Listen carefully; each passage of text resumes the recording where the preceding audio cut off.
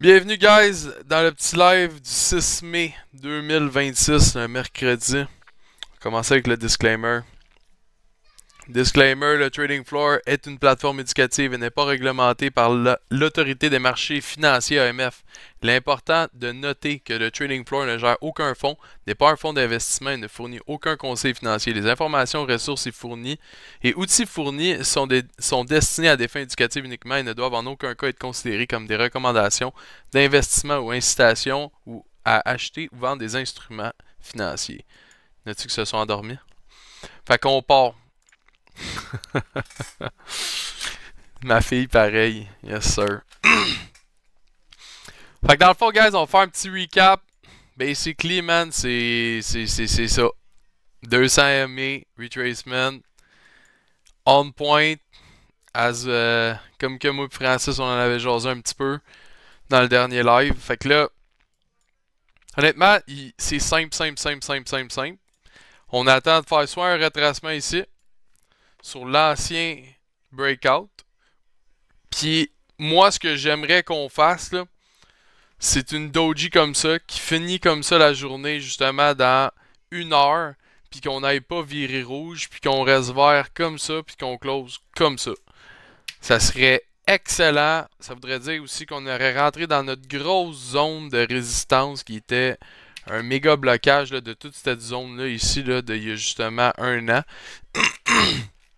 Donc, si on est capable d'aller chercher ça puis de confirmer en haut, ben honnêtement, il y a des bonnes chances que qu'on réussisse à travailler éventuellement en haut d'un prix, en haut de la 200 MA, ce qui serait justement là, les 200 dernières bougies en arrière qui nous donnent notre indication de ce prix-là.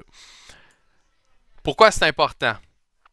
Parce que là, il y a des bonnes chances, guys, que si on continue de monter avec un prix puis qu'on traverse la 200, mais on risque de voir justement un beau death cross, mais bullish, entre la 200 et la 50 pour nous donner une direction bullish long terme sur le daily. Heureusement, sur notre weekly aussi, on a percé la downtrend. Donc là, c'est de s'assurer qu'on s'en va retracer dans les alentours de 85 000. T'sais, honnêtement, guys, là, en haut de ça ici, là, on s'en va de même. Là, on part. Ça va faire un peu comme le Nasdaq. Je vais vous le montrer là, tranquillement. Regardez le Nasdaq Daily. C'est ça. C'est excellent. Fait que regardez ici. Petit cross, la grosse panique. Whoop, on repart. Fait que la raison pourquoi c'est important, ces cross-là, c'est qu'ils nous redonnent la direction du marché aussi. Parce que les moving average, quand le prix est en haut, c'est qu'on est bullish. La tendance est facile à examiner comme ça. Là, en plus de ça, ici, on a fait un price discovery du all-time high sur le Nasdaq. Honnêtement, on est en price discovery live. Là. Il n'y a pas de genre, je sais où je m'en vais. Mais vous pouvez voir ici, là, whoop, ma ligne a bougé. On peut voir ici là, qu'on avait eu aussi là, 2 jours justement où est-ce qu'on est allé se frapper dessus. Puis là, en ce moment, on a eu une percée. Puis regardez l'impact que ça a quand on a des breakouts de structure qui sont long terme. On parle ici là, de 2%, 2,41 sur le Nasdaq. C'est incroyable. On a eu une super belle montée sur le gold aussi, à peu près dans les alentours de quoi? On a eu 3%, quelque chose comme ça. Ah, puis c'est quand même drôle, j'avais oublié d'en parler avec Joe Dubé pour ceux qui sont dans le cours de Forex. J'y avais exactement dit justement qu'en respectant les home run strategy, puis là, tu sais, don't get me wrong, c'est pas une parfaite parce que c'était pas le breakout. Mais regardez ici, je m'étais même mis une ligne. Parce qu'on était frappé la 50, puis par la suite, on a commencé à faire un retracement en dessous de la 50. Puis j'avais prédit justement qu'on aurait un gros mouvement bearish avec la cassure à cause qu'on faisait des rebonds sur la 50 dans un bear flag pattern qui était justement notre indication du troisième touch pour aller faire un retracement. Donc je vais le garder comme ça parce que justement je vais y en parler demain au bureau. Quand même très très drôle parce que justement je pense que lui, si je me trompe pas, il avait pris un long, mais là c'est par rapport à justement là, un short par rapport à ici. Puis malheureusement, il s'est fait liquider. Stop loss. Pas liquider, stop loss. Donc, good. C'est ça, fait que je voulais juste vous montrer ça rapidement. Puis on le voit sur le 4 heures ici, là. On avait déjà eu notre retest du mouvement sur le Bitcoin. Sur la 9, on a eu le up, puis on a eu la 9. Le rebound, pardon. Puis si on retourne sur le daily, ben on le voit clairement que c'était la 200 et MA. Y a-t-il des questions par rapport à ça? Rapidement, là, par rapport à tous ces petits mouvements-là que je viens de parler. Je vais retourner sur le Bitcoin. Je pense que j'ai des lignes qui n'avaient pas rapport. Ouais, c'est bon. Pas de questions. Good pour moi. Ton retracement irait où? Le retracement, honnêtement, si on se fie à la la EMA 9, c'est quasiment sûr qu'on va aller la refaire. Fait que, tu sais, moi, je vais être franc, ok? Comment je vois ça? Il y a deux scénarios de retracement. Il y a la confirmation où est-ce qu'on ferme une doji comme ça, puis qu'après ça, justement, ça nous montre qu'il y a eu énormément d'acheteurs pareils parce qu'on n'a pas retracé en dessous du prix du support. OK? Donc, si on est capable de rester en mode uptrend en haut de notre support qui est ici, puis qui était auparavant une énorme structure de résistance, puis qu'on est capable de ranger justement dans ces channels-là pendant un petit bout, moi je serais très heureux. Honnêtement, ça nous donnerait de la place à faire des petits bull flags. On repartirait avec peut-être un mini alt season. On pourrait commencer à replacer des positions à des endroits sur des alt season qui sont pas mal moins stressantes. By the way, juste parce que je viens de le voir, good fucking job sur Tao. Je me souviens, t'en avais parlé il y a quand même longtemps. Fait que, nice fucking call, man. Je pense que t'avais eu des bons breakouts là-dessus, mais je vais te laisser faire le recap tantôt. So, ouais, c'est ça, juste pour finir sur mon Bitcoin. Fait que, ici, dans le fond, là, comment que moi je vois ça? Scénario 1, on termine dans ce channel-là, puis on va pas plus bas. Scénario 2, short term, on s'en va faire un retracement ici. Puis là, on a notre MA9 tantôt qui va se closer juste sur notre retracement. Donc, il y a des possibilités sur, mettons, le 1 heure, peut-être 4 heures, d'aller rechercher ces zones-là assez rapidement pour par la suite refaire un rebond. Puis là, voir si on va confirmer en haut puis garder plus haut. Si tu veux un prix exact d'un rebond pour la Daily Candle, je te dirais que ça serait plus dans les alentours de... donnez-moi juste un instant. Ok, c'est bon. Je te dirais que ce serait plus dans les alentours du 79 367. Je sais que ça a l'air genre assez stupide quand je dis des prix de même avec des piastres, mais à date, pour vrai, mes lignes sont chirurgicales. On va vraiment frapper dessus, sont précises. Donc, vraiment, à date, là, je suis confiant là, avec ce que j'ai tracé depuis quand même un 3 mois qu'on a tracé ces zones de résistance-là puis support-là. Ils sont bien identifiés, puis à date, ils ont vraiment bien play out. À travers tout ça, oui, les retracements, de dire ah 79, ah ci, ah ça, prendre des petits mouvements short term. Ce qui est important au final de se rappeler, guys, là, okay, là, c'est la big picture. Okay? Le big picture, c'est quoi? C'est qu'on a fait des lower time. On a fait des lower, ok? Puis on a été capable de les tenir, puis de tout le temps en créer des nouveaux, mais en montant. Puis là, ça, c'est en train de nous donner un local bottom, probablement pour le monthly, puis le monthly. Puis pour nos périodes d'année. Fait que tu sais, ça se peut probablement là, que là, les 3 chandelles de monthly qu'on est en train de voir, là, si c'est pas réellement notre retracement, puis quand je dis un retracement, c'est ça ici, là. Exemple là, ici. Ben là, si on n'est pas en train de faire ce retracement-là, mais ça risque d'être probablement le reversement de tendance.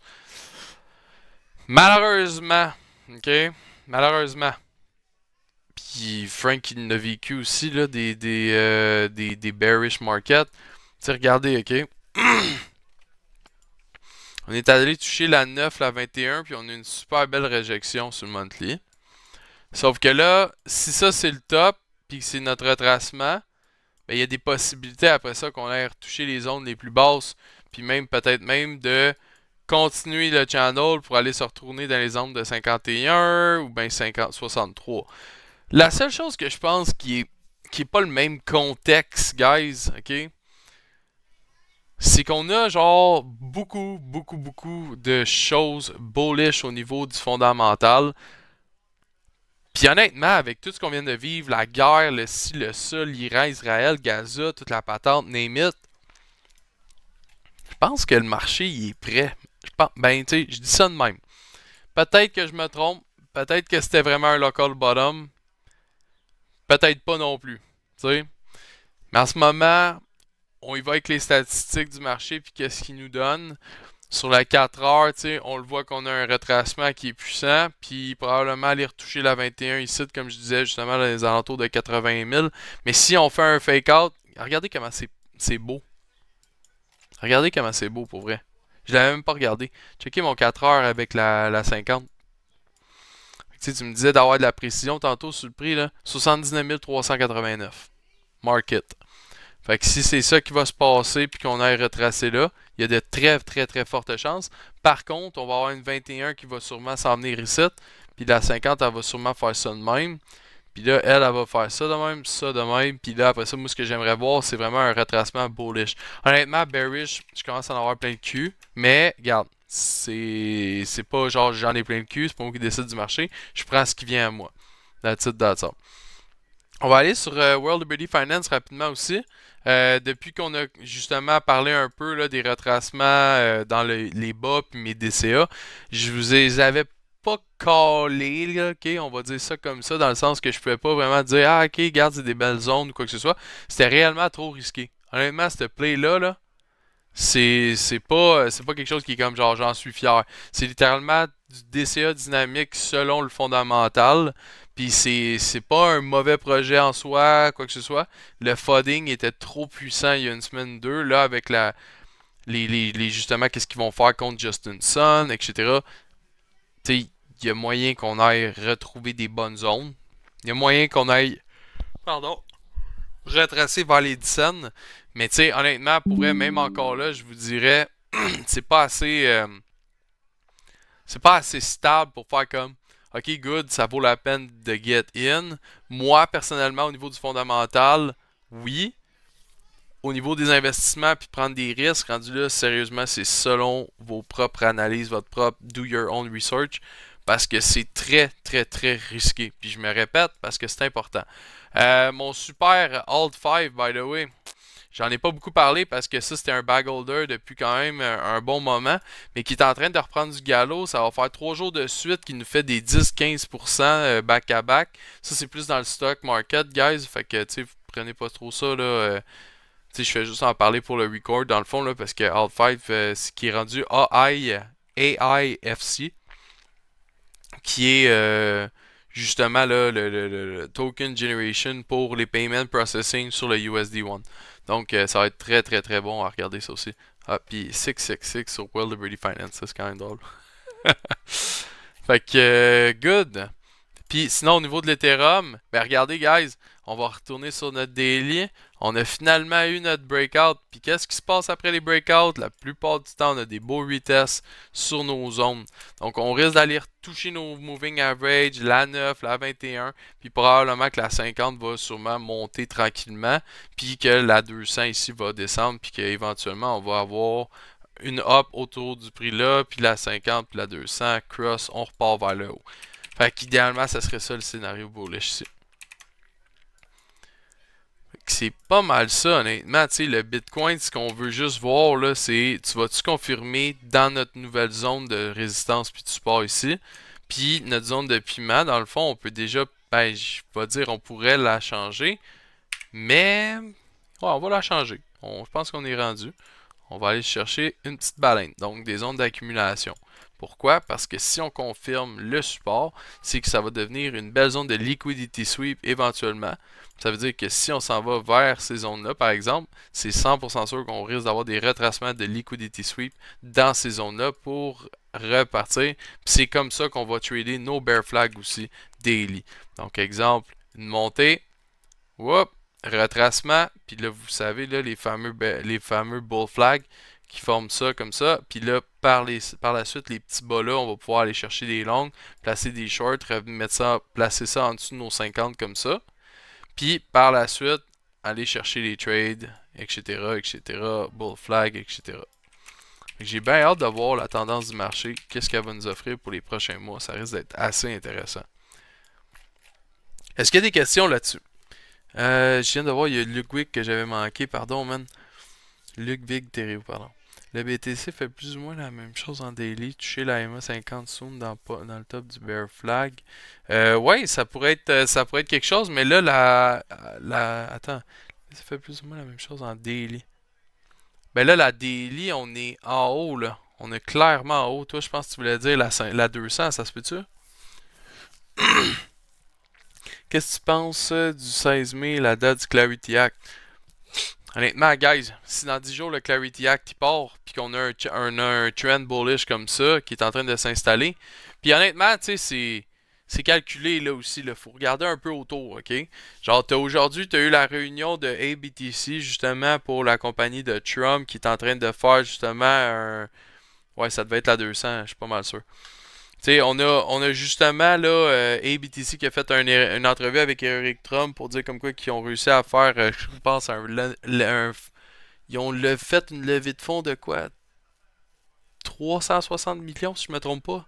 US pour un autre data center de mining plus de AI. Puis je voulais vous montrer ça aussi.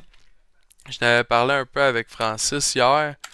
Je vais vous montrer ça tranquillement. C'est quand même intéressant, là. Tu sais, ça c'est plus au niveau de World Liberty Finance encore. Mais ils ont sorti leur propre Open Router, dans le fond, pour acheter du token generation. Je vais pas trop en parler là-dessus, parce que je veux pas tomber trop dans les détails du AI. Mais c'est quand même intéressant, là. Fait que, tu sais, il y avait pas ça de mentionner récemment. Fait que là, on a un hardware manifestation of World Liberty Finance, etc., etc. Puis là, ici, on a comme si tu stakes 2,5 millions de tokens. T'as pas besoin d'acheter, ça veut dire que tu as déjà tes 2,5 millions de tokens. Bon, ben, tu vas recevoir 1 million de AI token credit, 30 000 World Club Points. Tu vas recevoir la machine, justement, un Premium Hardware Include.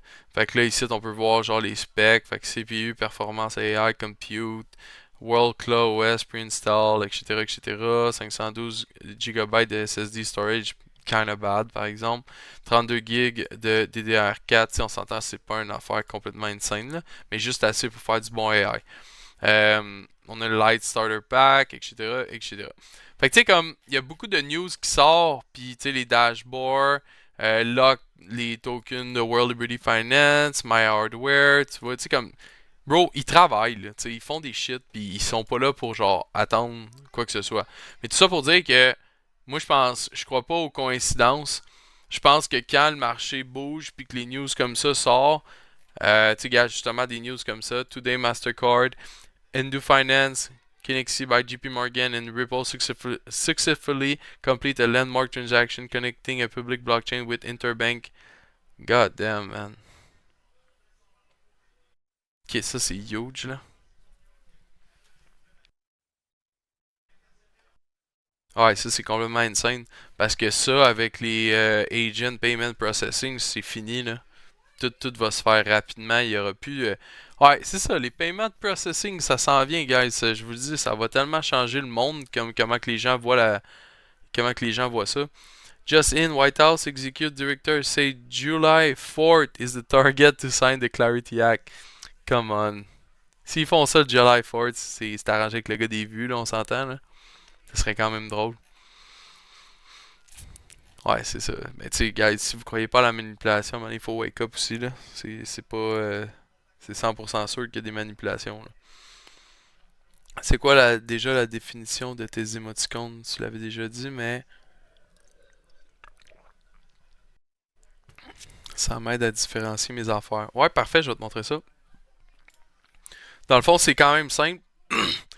Quand cette zone-là a tout le temps été une baleine, mais cette zone-là, c'est un piment. Cette zone-là aussi, c'est un piment. Je viens de la changer aujourd'hui.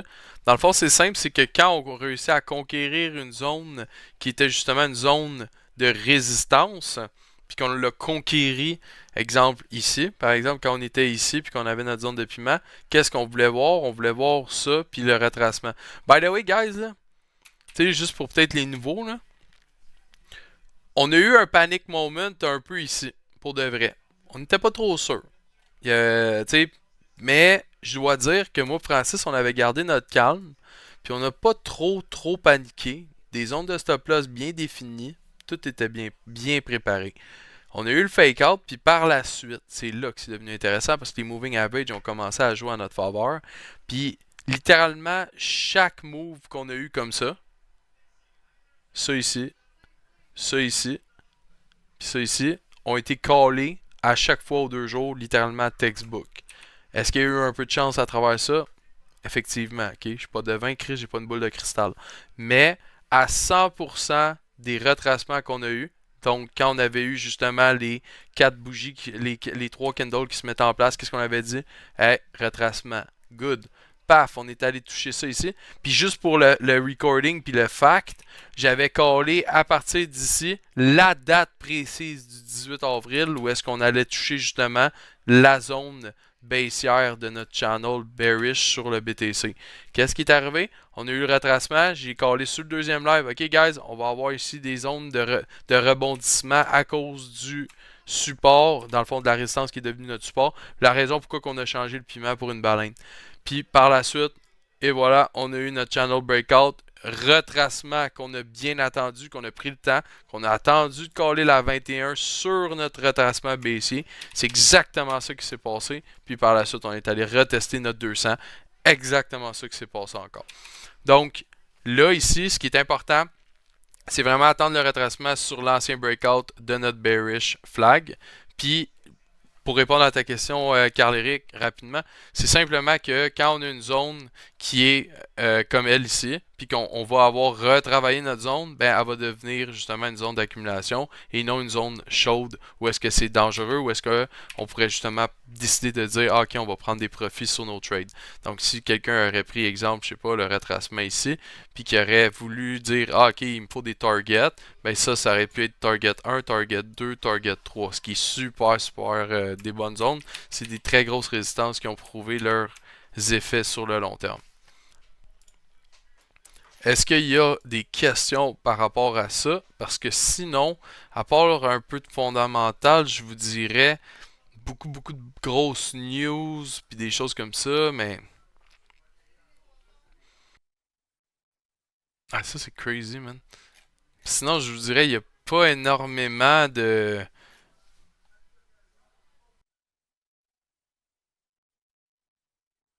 ah ouais, c'est fou ça, ils vont faire leur International Airport en Floride, à Palm Beach. Ça c'est hot man. C'est vrai, il y avait le consensus à Miami aussi aujourd'hui qui ont parlé de ça, mais il n'a pas été encore partagé. De rien, Carl, man, ça fait plaisir. Hmm. Qu'est-ce qu'il y avait d'autre sinon? Il me semble que j'ai vu des affaires passer.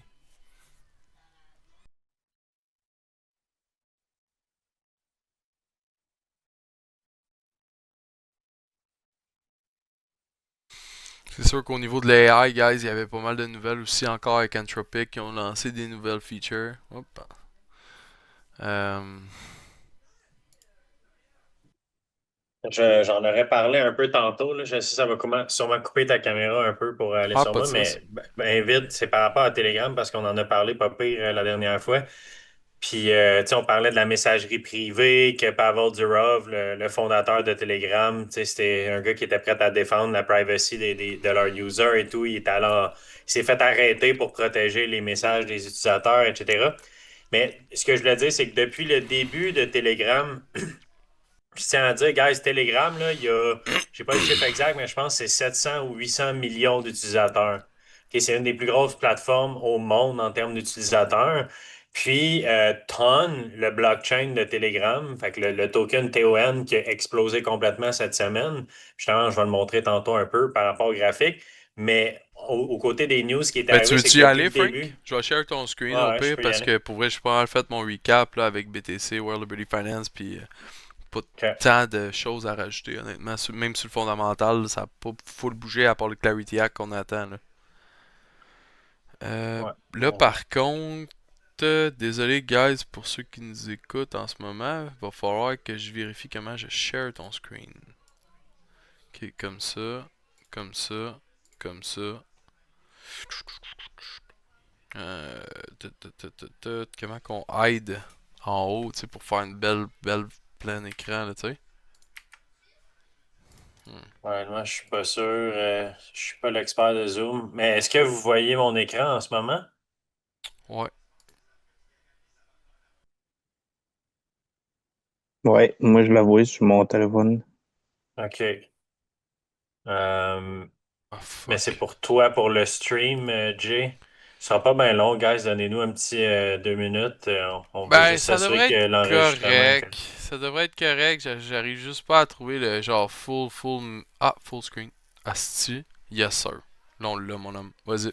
Tu le vois sur le OBS, tu vois mon Chris, écran. man, c'est même mieux que sur Discord, je te dirais. C'est comme si c'était mon écran, littéralement, là.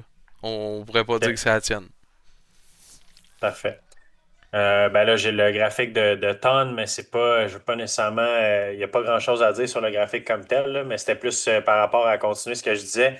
Fait que depuis le début, Ton Blockchain, puis tu sais, moi, avant d'être coach, j'ai travaillé pour une compagnie en crypto, j'ai travaillé aussi pour un jeu. Je sais, Jay aussi, les deux, on a créé des jeux avant, des Web3 games, mais j'ai créé un jeu, ben, j'étais game designer, j'étais pas développeur, mais j'ai fait un jeu Web3 sur Ton blockchain, sur le blockchain de Telegram. J'ai exploré beaucoup l'écosystème, puis j'en ai vu beaucoup des jeux qui ont atteint des dizaines, voire au-dessus de 100 millions de joueurs en très peu de temps. L'écosystème de gaming de Telegram est plus alive que n'importe quel écosystème de gaming qui existe à cause du nombre d'utilisateurs de Telegram, qui est comme un bassin d'utilisateurs qui ont accès. Bref, le token Tron, il est beaucoup, beaucoup utilisé dans ces jeux-là. Un petit peu comme c'est des microtransactions qu'on peut faire dans les jeux. Puis souvent, ces jeux-là, ils font des airdrops et tout. Fait qu'il y a beaucoup de monde qui dépense là-dessus. Mais au final, depuis le début, le blockchain de Ton, il est indépendant un peu de Telegram. Oui, il est bâti sur Telegram, mais c'est une équipe complètement différente qui fait ça. Ça n'avait rien à voir avec Pavel Durov, où il a peut-être approuvé quoi que ce soit au départ, mais c'était pas lui qui s'occupait de ça. Puis justement, il y a quelques jours, il a annoncé publiquement, Durov, qu'il allait s'impliquer dans le blockchain de Ton, de Telegram, et qu'il allait aider à amener de l'adoption sur le blockchain. Fait que c'est exactement pour ça qu'il a complètement explosé.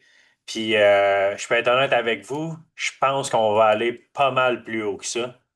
Il y a comme un repricing qui est en train de se faire, à mon avis, sur Telegram, parce que depuis le début, c'était un écosystème qui n'était pas utilisé. Puis, Pavel Durov, tu sais, il y a un méga, méga fanbase du monde qui sont en crypto, qui sont pro-privacy. Puis de voir qu'il est derrière cette blockchain-là, c'est quand même assez insane que lui-même, il va essayer de pousser l'adoption. Par contre, au niveau du trading, fait, c'est un peu ça pour la news. Au niveau du trading, au niveau d'un swing trade, il n'y a absolument rien à faire, là. Je ne vais certainement pas shorter ça. C'est comme un falling knife à l'inverse. J'ai aucune idée jusqu'à où que ça peut pumper. Ça peut monter à 3, 4 piastres assez rapidement. Je recommanderais fortement de ne pas essayer de shorter ça. Puis au contraire, faire un long en ce moment, à moins de faire du scalping, puis d'être vraiment sur des petits time frames, comme le 5 minutes, le 15 minutes peut-être, essayer de trouver des flags, des setups de home run, de continuation.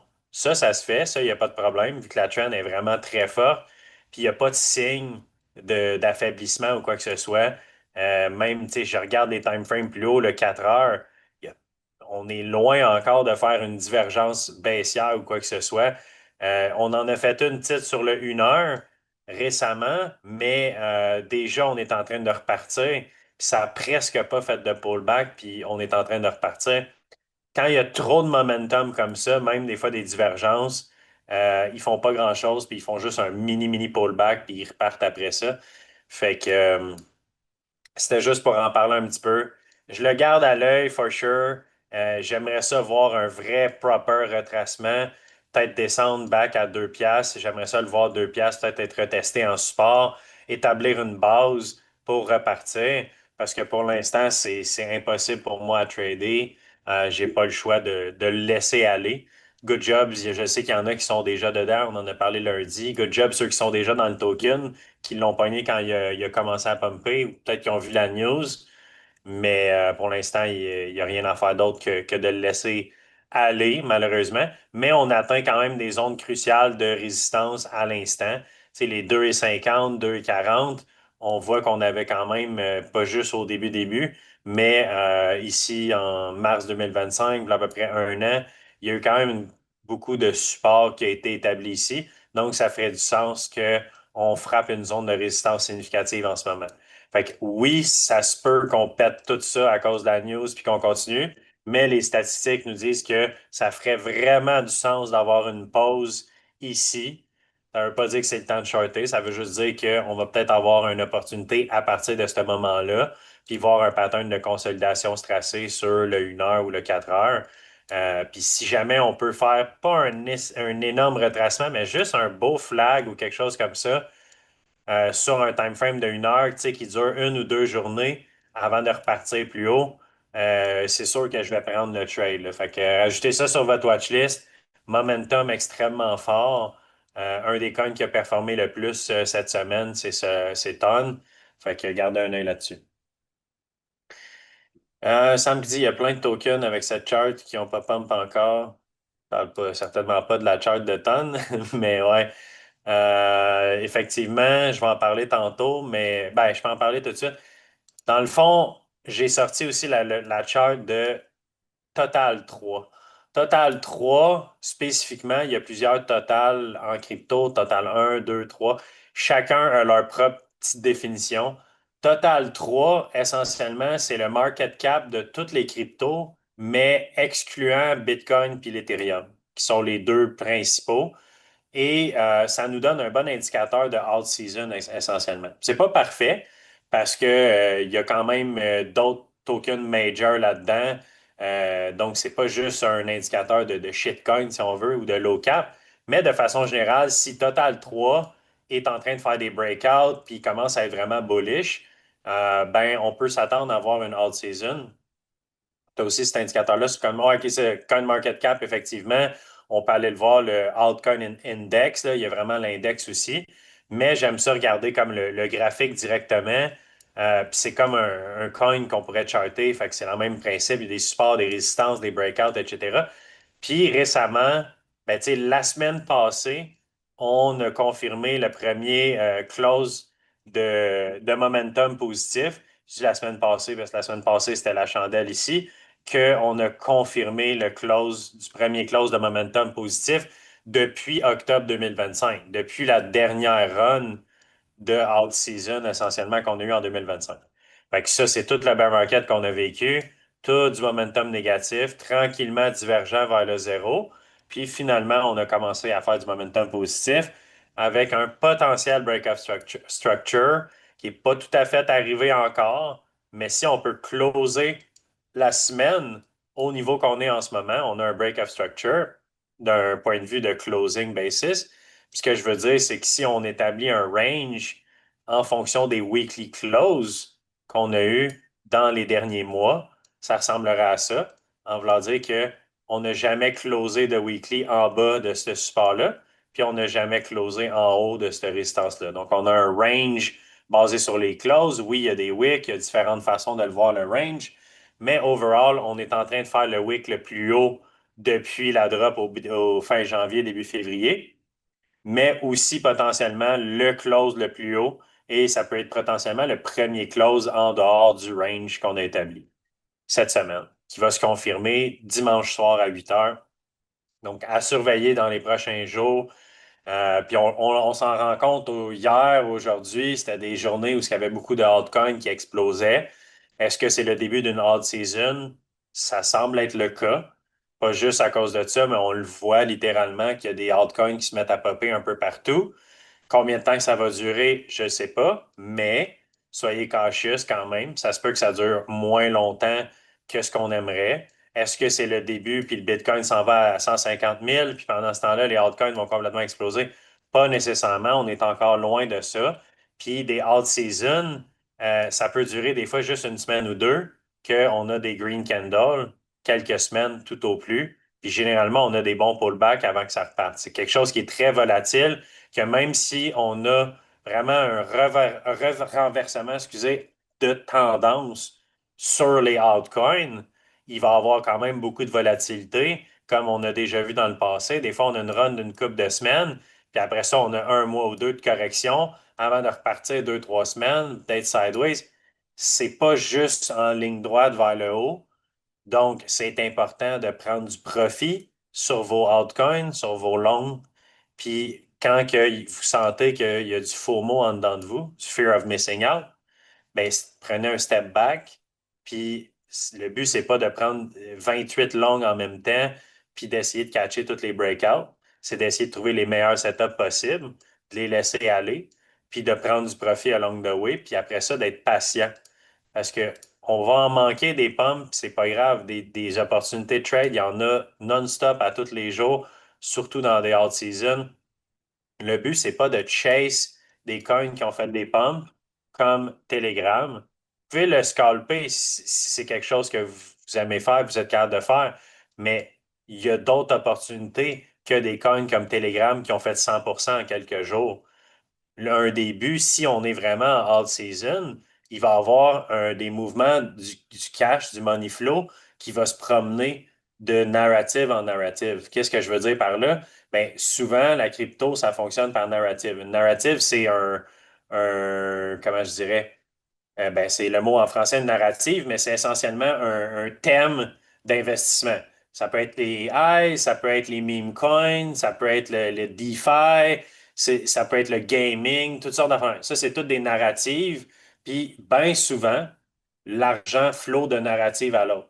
Puis là, mettons, on a vu récemment une narrative sur les privacy. On a Monero qui a fait un breakout, on a Zika, justement, je vais en parler tantôt, méga breakout.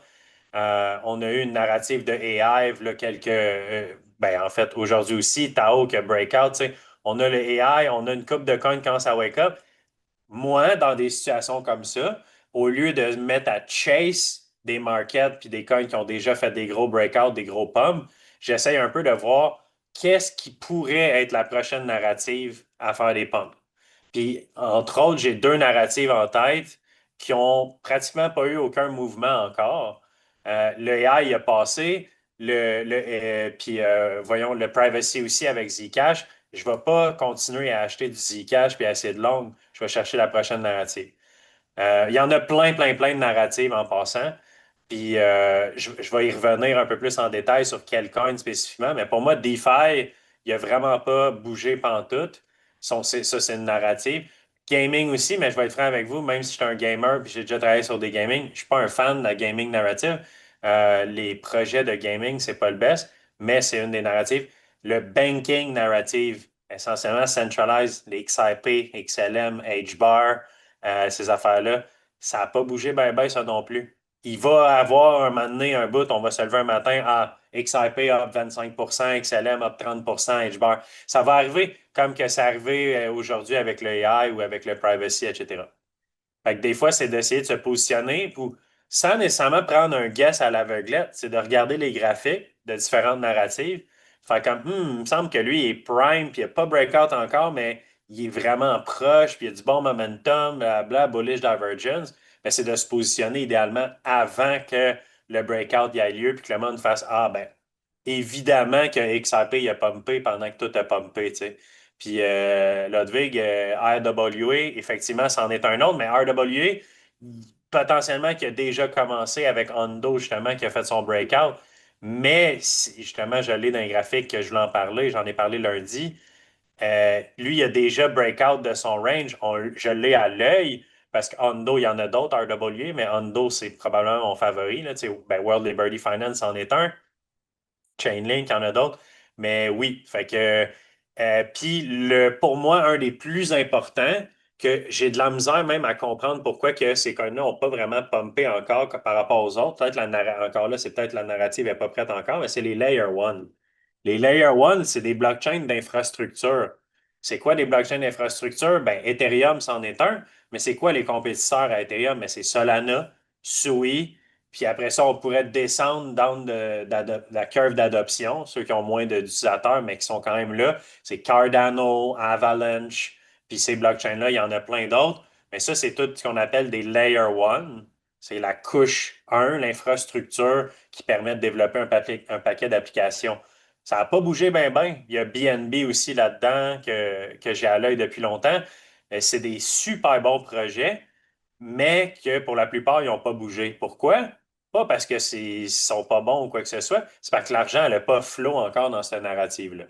Puis de façon générale, c'est ça qui va faire que un nom va se lever, puis tous les Layer 1 vont être pumpés ensemble ou presque. Les whales, les market makers, ils aiment ça beaucoup, bouger le marché en narrative. Um, Puis après ça, un coup qu'on a les Layer 1, de façon générale, ce qui suit, par expérience, il n'y a jamais rien de 100%, mais historiquement, c'est arrivé souvent que quand on a la narrative des Layer 1 qui commence à pumper, donc mettons Solana, Sui, etc., mais les coins de leur écosystème aussi suivent très rapidement après ça. Parce que souvent, l'argent, elle rentre, mettons, dans Solana, puis après ça, le lendemain, le surlendemain, au courant de la semaine, cet argent-là, quand Solana monte, le monde, ils vendent leur sol pour acheter les projets de cet écosystème-là. Et les projets principaux de Solana, Radium, Jupiter, il y en a d'autres, Meteora, je suis sûr que vous en connaissez, Pump.Fun. Ça, c'est pas mal les principaux que je viens de nommer, mais il y en a d'autres quand même des bons projets sur Solana. Puis c'est là qu'un coup qu'on a eu un pump des Layer 1, les Sol, Sui et Vax, j'ai tendance à regarder sur des écosystèmes.